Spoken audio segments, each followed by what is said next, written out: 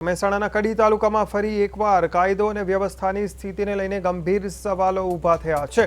કાસવા તરફ જઈ રહેલા એક દંપતી અને તેમની બાળકી મોપેડ પર જઈ રહ્યા હતા ત્યારે અસામાજિક શખ્સોએ ગાડી લઈને ત્યાં આવી અને તેમના પર અચાનક હુમલો કર્યો। સદનસીબે બાળકીનો બચાવ થયો છે, પરંતુ દંપતીને ગંભીર રીતે ઈજા પહોંચી છે।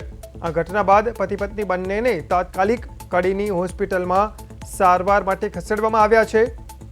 યુવકના માથાના ભાગે ગંભીર ઈજાઓ પહોંચી છે અને ટાંકાઓ આવ્યા છે। તેની હાલત ગંભીર હોવાનું જાણવા મળ્યું છે। આ હુમલાથી આસપાસના વિસ્તારમાં ગભરાટ ફેલાયો છે। સ્થાનિક લોકોમાં આ ઘટનાને લઈને ભારે રોષ જોવા મળી રહ્યો છે। લોકોનો આક્ષેપ છે કે કડીમાં અસામાજિક તત્વો બેફામ બની ગયા છે। કાળા રંગના કાચવાળી ગાડીઓ ખુલ્લેઆમ ફરી રહી છે, છતાં પોલીસ દ્વારા કાર્યવાહી નથી કરવામાં આવતી તેવા સ્થાનિકોનો આક્ષેપ છે।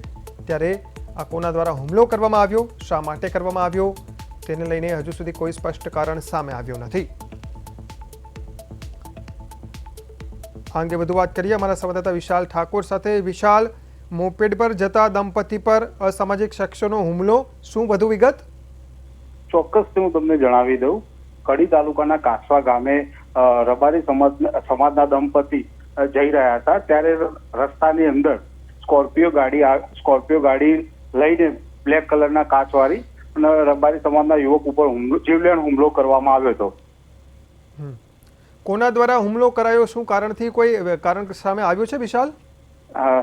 ચોક્કસથી અત્યારે તો તે પોલીસનો તપાસનો વિષય છે। તપાસ કરી પછી જ વધારે જાણકારી આપણને મળી શકે છે, પરંતુ અત્યારે એમને ઈજા પહોંચતા કડીની ખાનગી હોસ્પિટલ ભાગ્યોદય હોસ્પિટલમાં એડમિટ કરવામાં આવ્યા હતા ને મોટી જાનહાનિ ઈજા થયેલી છે।